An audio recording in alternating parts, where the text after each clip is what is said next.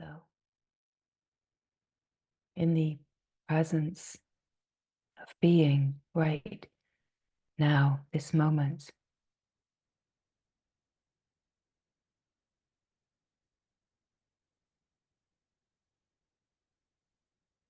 dropping into what is underneath the mind and the surface of life, dropping into the stillness, the silence, dropping into the field of silent presence.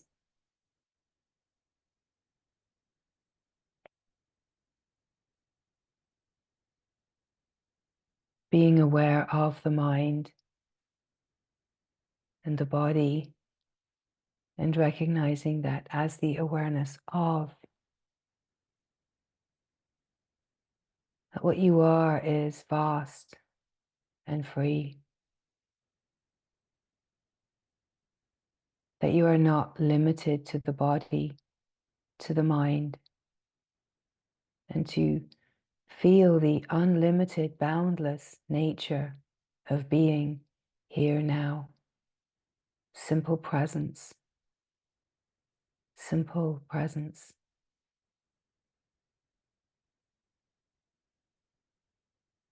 And so as the words come, where there is a recognition, it is to realize that the recognition is your knowing, is your knowing.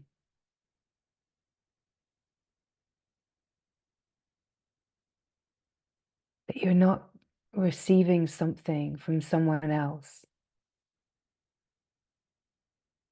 That this wisdom, this knowing is not outside of you. That this wisdom, this truth, this realization doesn't belong to someone else. You're not in a situation in life where you're trying to get this attainment or realization or knowing from someone else. That in itself is the greatest obscuration, is the deeply held belief that you are in a disempowered position where you are dependent upon someone else to give you something that you do not have.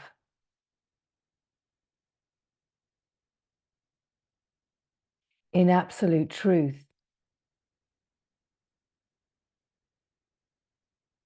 as soon as any being either believes they need to get something from someone else or believes they can give something to someone else, both positions are positions of separation. Both positions are positions of separation. In a way, both positions are disempowered. The belief that I have something to give you is a belief that I am somehow divided from you. And that is not the truth, right?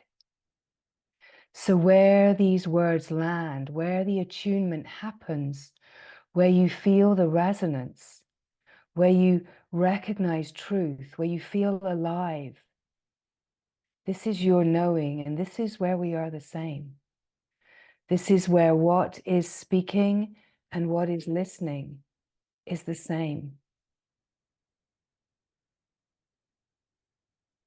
And so, in a way, we meet in the unified field. We meet in the wide open field. We drop the idea that we are separate individual people. We drop that idea right into the wide open ocean of being, and we meet in the absolute equality and sameness, the equanimity and harmonious flow of life itself, in the stillness, in the silence. We meet in the goodness that is. We meet in that which has never been divided, has never taken a shape, never created a hierarchy. We meet in the absolute sameness.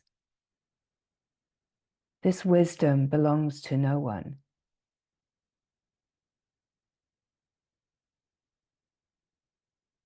Where you recognize this wisdom, you are recognizing yourself. That knowing is your portal, your openness, your divinity, your very precious knowing. And the invitation is to drop into this frequency, this resonance of knowing. And in the meeting here, open to your own openness, exactly where you are, how this feels true. Be here, because here, attuned with the knowing, open to the unified field, the one being, the one flow of life. Here, all guidance and grace is happening naturally. And it's like taking off the costume of me and jumping into the river of one current, one wisdom light, one grace, one flow, flowing into the one wide open ocean of bliss. So where there is a resonance of attunement, of alignment, whether it's here or whether it's listening to another apparent voice or speaker, it's to know that what is speaking and what is listening is the same. And that the aliveness of recognition is the knowing of your heart. And the knowing of your heart is the knowing of yourself, the knowing of true nature. It's the opening to the divine presence, the wide open field of divine presence, the wide open field of goodness, primordial, essential goodness. Before right and wrong, before the idea, I am wrong, I am bad, I have done wrong, I am lacking. Before all ideas that create a sense of division, and in that a sense of me and other, there is one being, one field, one grace, one light. And the opening to this remembrance is yours. It doesn't belong to anyone.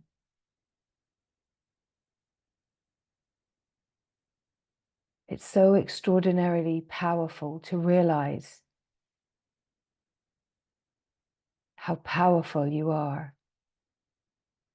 And also to realize how conditioned we are to want to give power away, to want to be a sheep, to want to be guided, to want to be in a way for someone else to be responsible. And in a way this arises because we're longing for the good parents. Because in the life there was so often the feeling that the parents didn't really parent in that way of where we felt held and guided and mirrored and seen. There can have been a lot of love and a lot of good things, and the whole unfolding is complete innocence.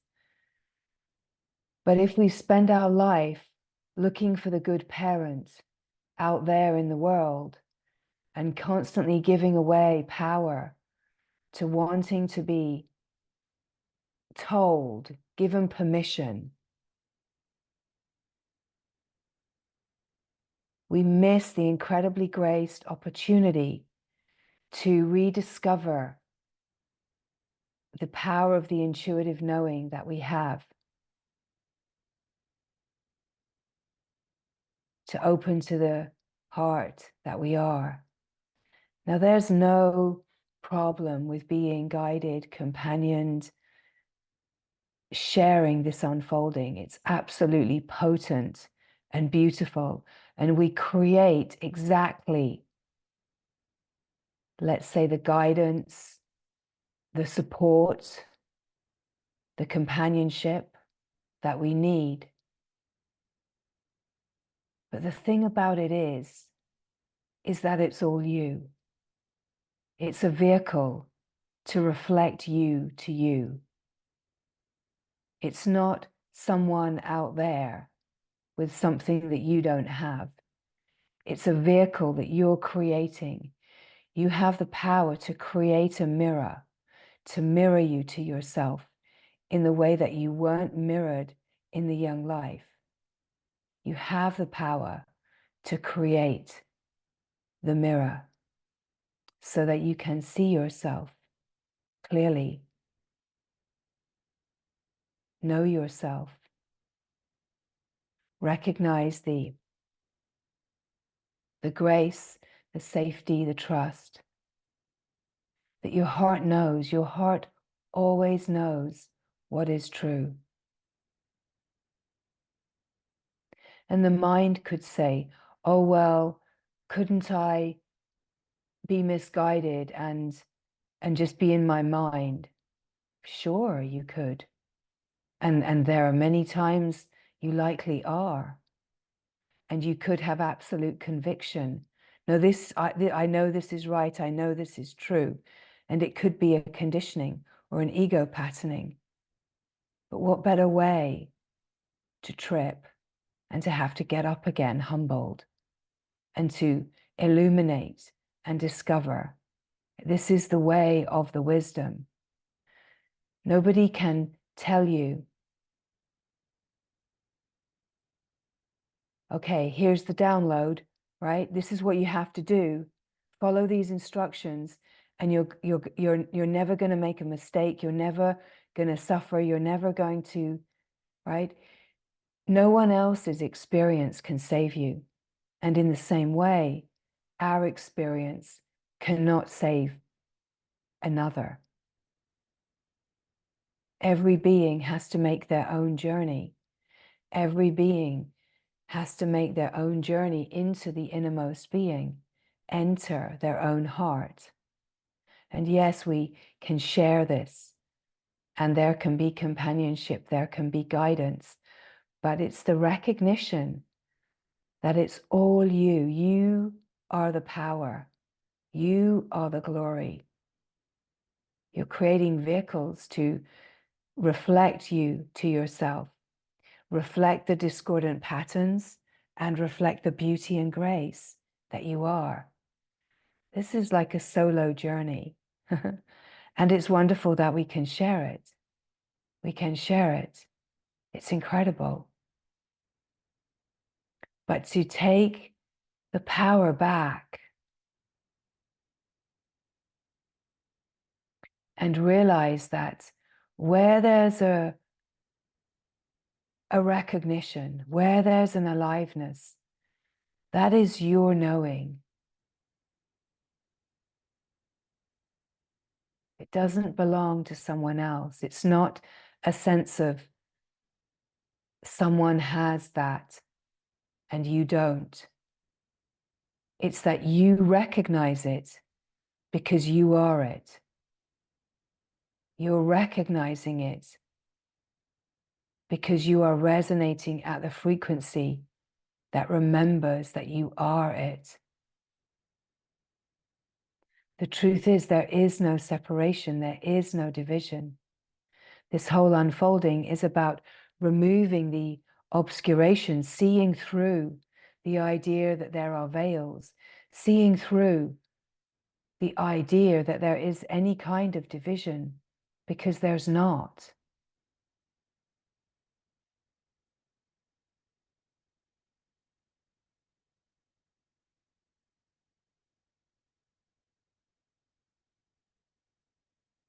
There can be the sense that there's me and the divine, me and the divine. The truth is that there's only the divine, that we are absolute one with the divine. And in a way, our quest in this lifetime is to remove the obscurations, to drop into this remembrance, and to resonate at this fine frequency, and to live this right on the surface of life. There can be conditionings that could say, how could I even dare to imagine that I'm one with the divine, the sinner that I am, right?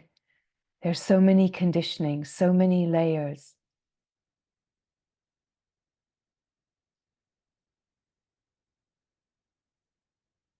That the great imbalance that is separation, that in a way has been trying to make sense of life using the mind in the play of the world, and in a way trying to claim more and more power for the me, trying to find answers in the me, the mind, the world. And part of that are the ideas and concepts that say, you are bad. You're not worthy of God. You're a sinner. You can spend your life scrabbling around at the feet of God, and maybe you'll be allowed into heaven when you die, right? Maybe, if you scrabble around, right? If you're good, if you're really good, Father Christmas will come, right? And if you're not, you'll be left a piece of coal by the elves, right? This whole play, be good, don't be bad.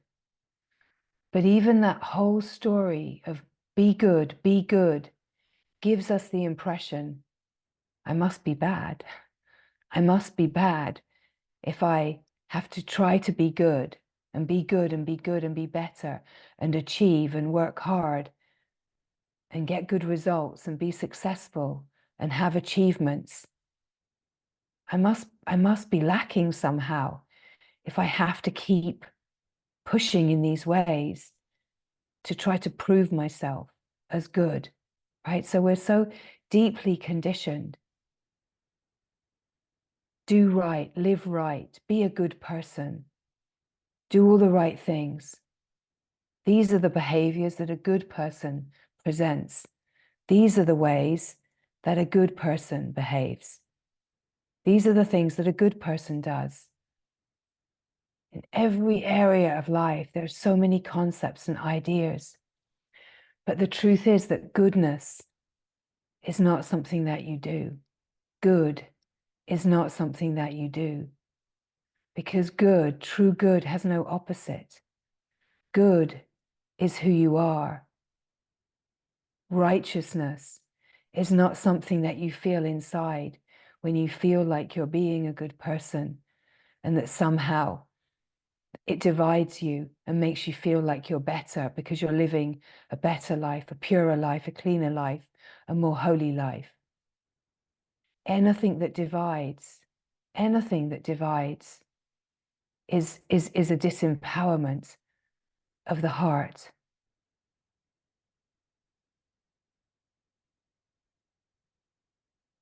Goodness is who you are.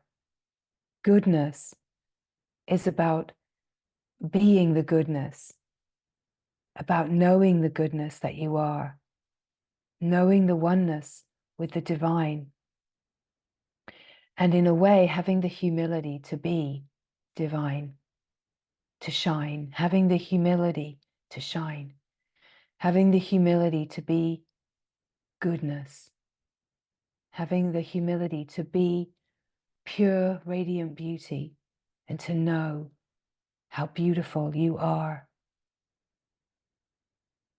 Having the humility to know that you are love,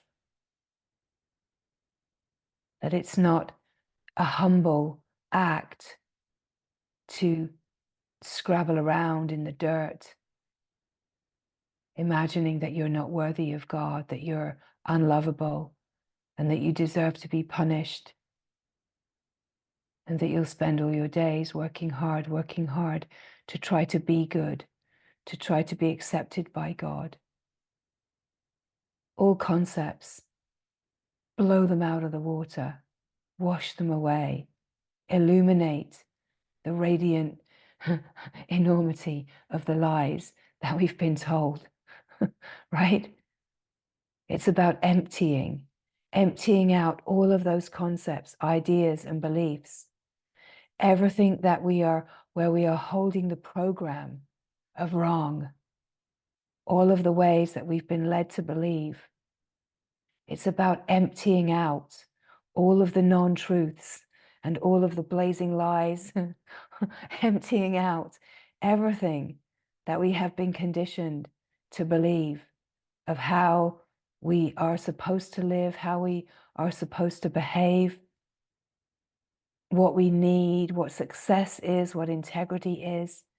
Of course, there are flavors of truth in all of it. But as long as we are believing a second-hand truth and not discovering for ourselves in the deep realms of the heart and our own intuitive knowing, we don't ever come to know what is good, what is holy, what is God, right? You can't know these things through second-hand information. And that is why if you read something and it resonates, if you hear something and it resonates and your heart says, oh, that's what truth is, that's what God is, that's what divinity is, it doesn't mean like, oh, I found it over there. It means that your heart is singing in the resonant knowing that you are singing the silent song and your knowing is online.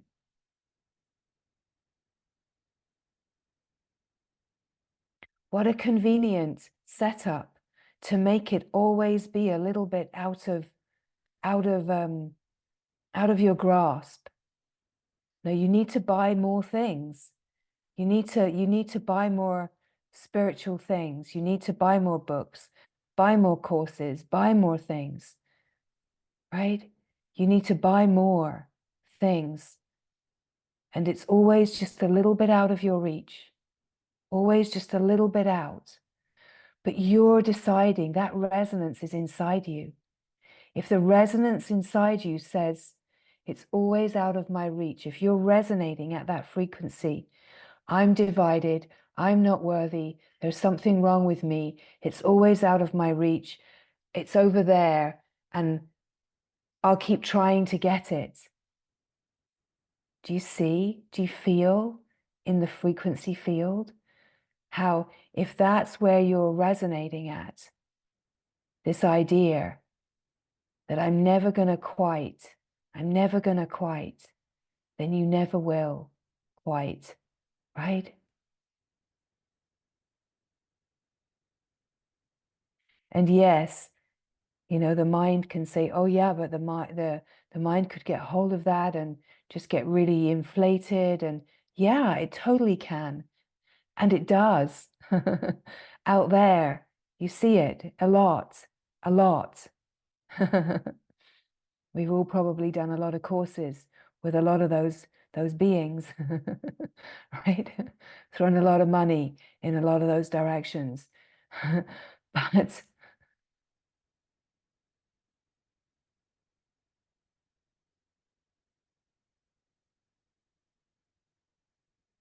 We're creating it. We're creating it.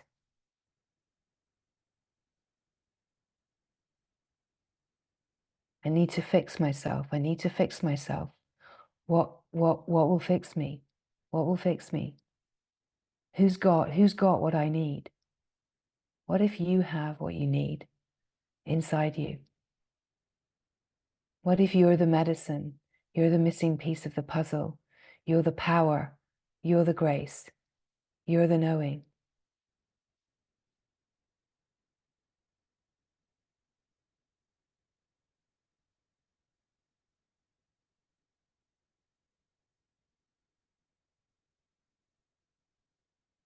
What if we start investing in the divine and not in the illusion of separation? What if we start investing wholeheartedly in the divine? And what does it mean to invest wholeheartedly in the divine? Has nothing to do with money, has nothing to do with money, with the financial. That the full investment in the divine is saying yes to the holiness inside you, is to fully invest all of your assets right into your own heart, right? Stop giving your chips away. Keep all your chips to yourself. Keep all the chips. Invest in the divine. Keep the chips in the heart. Put all your bets on your knowing and find out what kind of rewards can come when you put all your bets, you place all your bets on the divine knowing in your own heart, that you trust the knowing of the heart to carry you.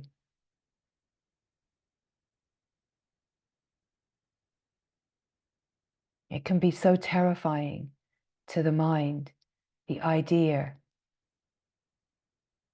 that you are the power, that you are the glory, that you're not the broken, unworthy story that you may be holding about yourself. It's about letting go of all of the ideas of what this life is, what this journey is, and having the willingness to come to a depth of responsibility. It's like we meet in this field,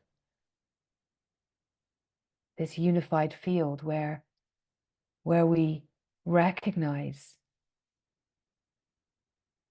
that the responsibility is divine, and it's about alignment with divine responsibility, about saying yes to the divine and trusting the unfolding. It's a divine orchestration, but the divine is not separate from you. There's a wisdom that is moving and creating the appearance of life.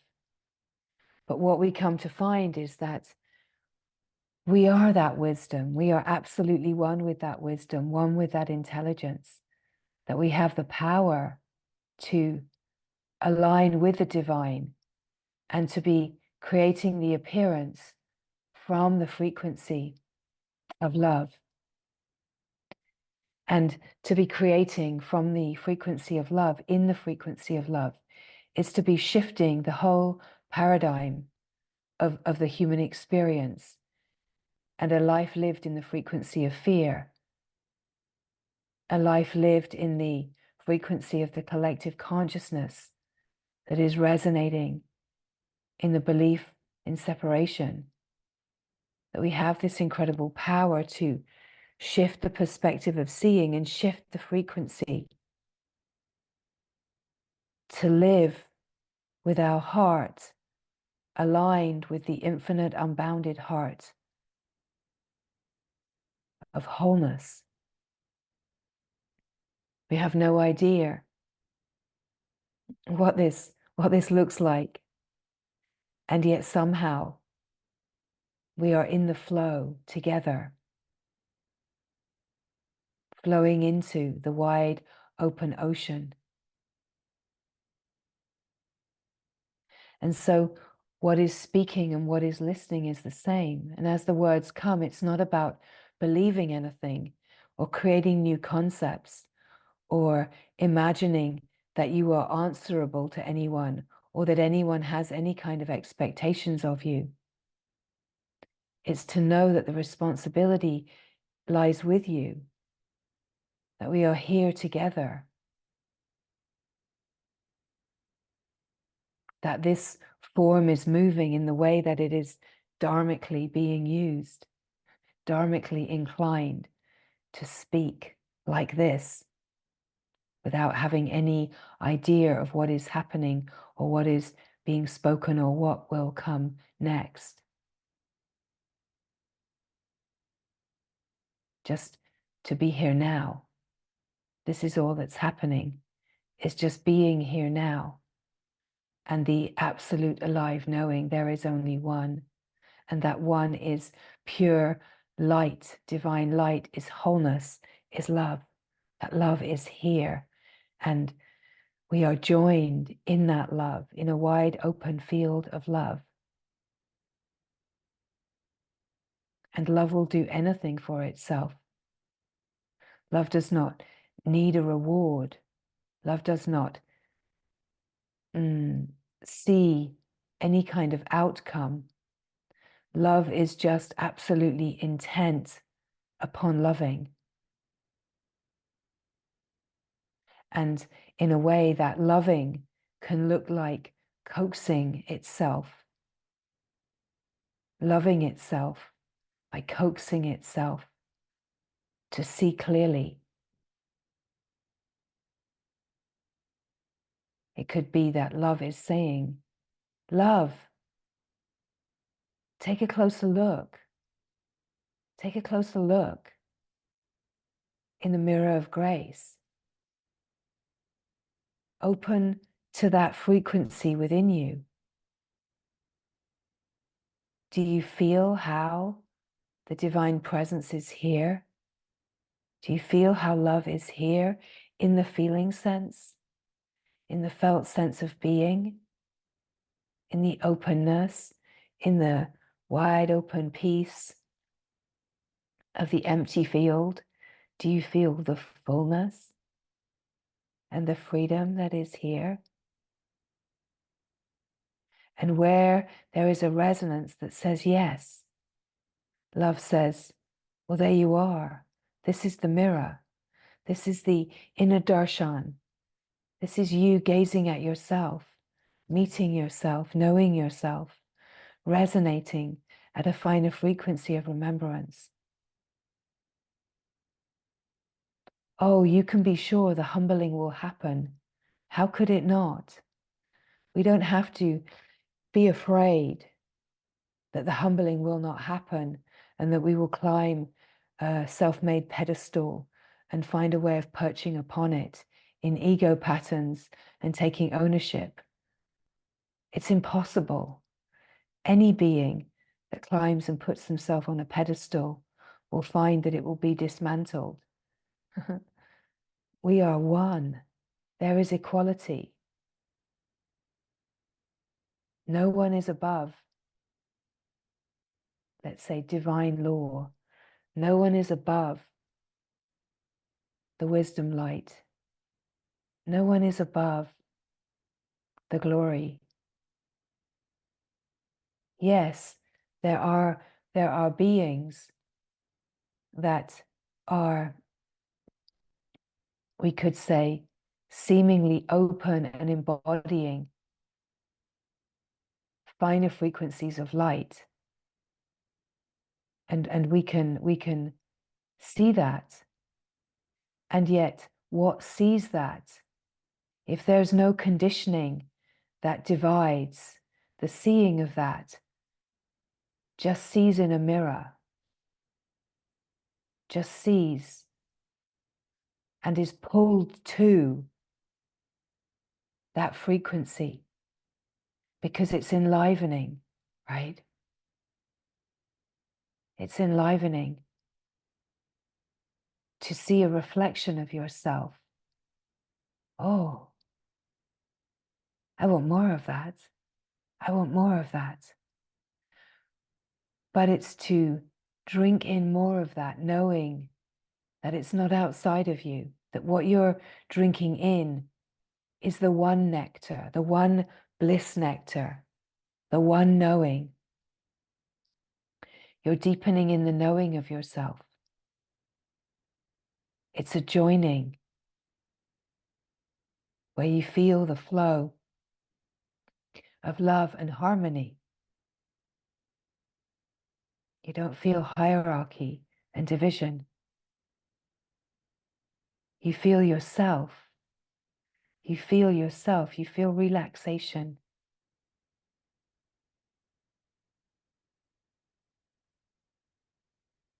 You feel the knowing of your intuitive heart.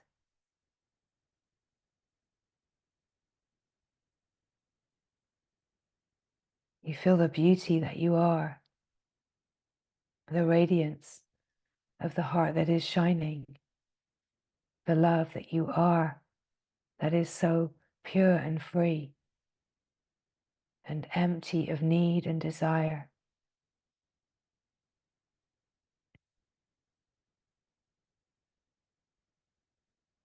And so in the play, we gather and we join. And as we gather and we join in this unified field, it enlivens the field. It's like we all bring all that we've got to bring, and we join it together, and we let all that we offer of ourselves resonate together. And the frequency of the joining gets more alive and reverberant. And it reverberates, and it's like we share it. We come alive in the grace light of companionship. We come alive in the grace light of being together in this flow of creativity and inspiration. We start to feel the shifting that's happening in the collective consciousness.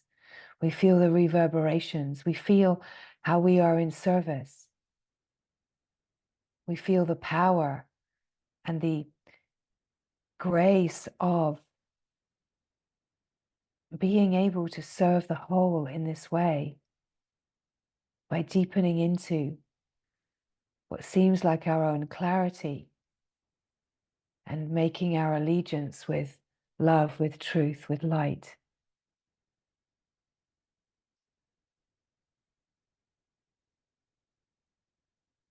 That the gathering acts as a support that keeps us in the current, in the flow, flowing.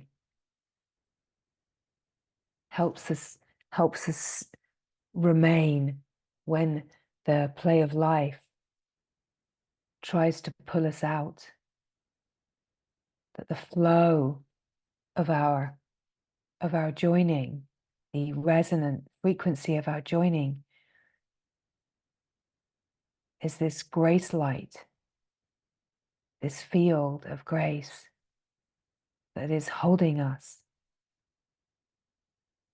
keeping the compass pointing towards the ocean as we flow and we allow the unraveling of karmic patterns and obscurations and conditionings and fear frequencies to all unravel in the field, knowing that all the unraveling, it can feel personal, but we know that it's not personal. It doesn't matter that it feels personal. That's part of the fun. It's part of the way it's designed. And yet in our deeper heart, we know that it's not personal. We know that it's all for the whole. And we seemingly grow in this knowing, this recognition.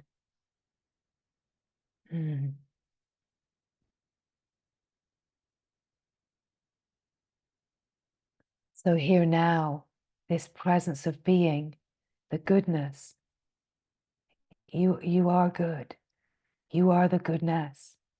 And to know the goodness is to know yourself and to feel the power of that which knows that there is nothing wrong with you, nothing to fix and change, that you don't need to change yourself, you don't need to change the world, and all attempts at so doing will not bring the fruit of freedom.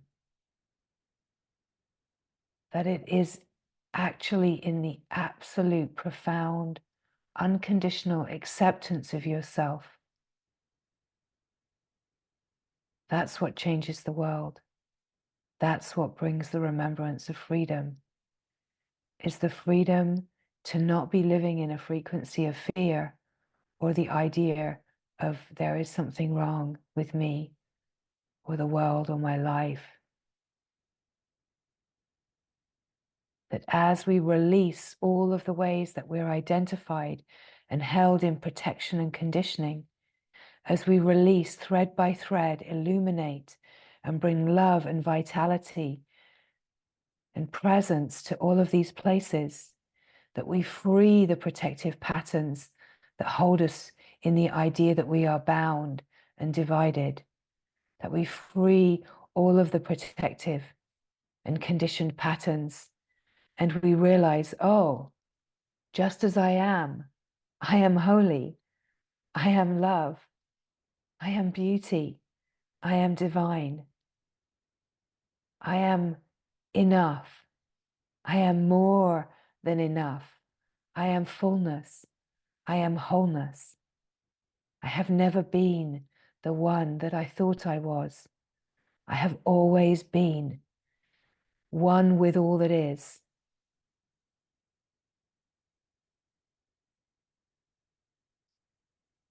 Just to feel that frequency, just to feel, what is that? How is your knowing of that alive right now? What is, what we are pointing to, whether we call it the all that is, the truth, freedom, perfect love, the glory, whether we call it God, whether we call it the mother, divine mother, grace, wholeness. Just right now, feel for yourself the atmosphere that is this divine presence. Can even take away the word divine if you like, right? Feel for yourself. What is your word? What is the frequency of how you know this? What is the felt sense of the divine presence? What is the felt sense of the one shared being? What is your avenue? What is your portal, your connection? What is the unique way that you remember and resonate? Does it feel easy to connect into that? Does it feel like it's always here and you never leave it? Does it feel like a bit of a struggle sometimes to be able to drop in? It doesn't matter where you are in the tree of grace. You're in you're in the all-inclusive oneness. You belong, and you are exactly perfectly where you need to be as a functioning thread of the one, a functioning flow of the one. Your unique assignment is to be exactly where you are, exactly the way you are. That you're not lacking, you're not falling behind, you're not failing. You shouldn't have tried harder or be further ahead. You're exactly where you are. Only the mind creates an idea that it could be different. And if you let go of that idea and truly be where you are, it almost is as if you fall deeper into the opening to your remembrance of openness. It's like we clear away the brush and the bush and the obscurations that have grown over the portal to your inner knowing. We clear away the opening. We clear away the seeming obscurations and blocks and barricades the protections and the conditionings. And so you remember, oh, direct access is here all the time. Direct access to the unified field was never actually taken away from you. You just learned that it was safer and easier to live pretending that it wasn't there, right? That opening at the back of the wardrobe that leads you to Narnia has always been there. It's here right now, right? There are so many metaphors for the way this has appeared in our lives, right? You have direct access, and it's right here now in the stillness, in the silence, in the presence. And it's access to the remembrance of the fine frequency of being yourself.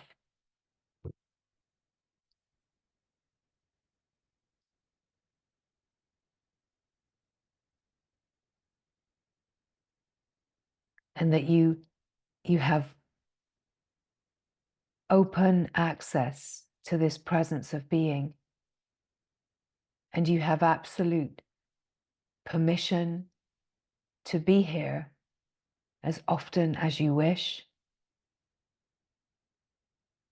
And you have absolute autonomy in the knowing and recognition of this presence, in the direct experience of it. No one can take this from you, nor has anyone ever taken this from you. And you have absolute autonomous responsibility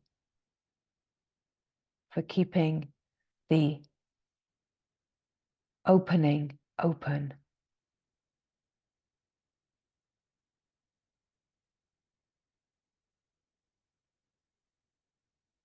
It's all up to you. You hold the power. You hold the chips, right? And where you place your bets is absolute free will.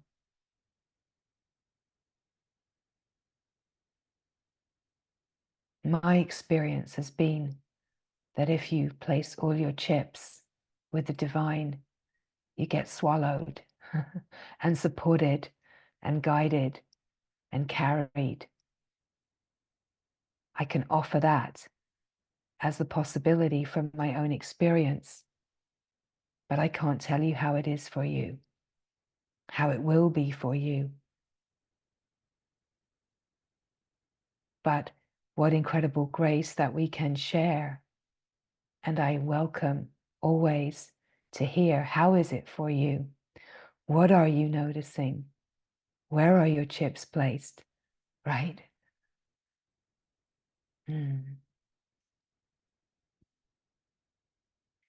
So just noticing in this moment, how are you feeling? What are you noticing? What is alive? What do you know to be true? Does it feel enlivening to receive and realize the depth of the power that you have and the responsibility you have? Does it feel scary? Right? And whatever you realize is grace, right? And to realize that what is aware of what is being realized is where awareness is where you are. What is illuminating it is the light that you are. And it's this rebalancing that's happening in the inner functioning, right? It's an ongoing process. It's beautiful. It's an incredible adventure. And the more that we can receive the grace of the adventure without making any of it wrong, then the clearer the flow, the clearer the path, the clearer the seeing, the greater the sense of blessing, the greater the sense of everything being a blessing. And the more capacity we have to bless everything that feels like it's concealed and bring it into the remembrance of the wide open field of blessings and grace.